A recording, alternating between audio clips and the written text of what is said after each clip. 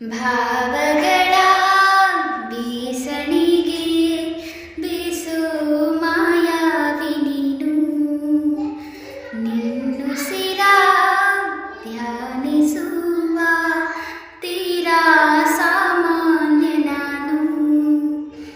ಆಕಾಶದಲ್ಲಿ ನೀ ದೀಪವಾದೆ, ಇರುಳಾಗಿ ನಾನು ನಿನಗಾಗಿ ಕಾದೆ.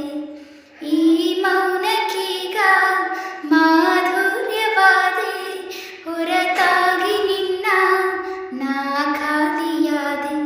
ಸಿಹಿ ಕಹಿ ಏನಾದರೂ ಪ್ರತಿ ಕ್ಷಣ ಜೊತೆಯಾಗಿರು, ಇನ್ನೂ ಬೇಕಾ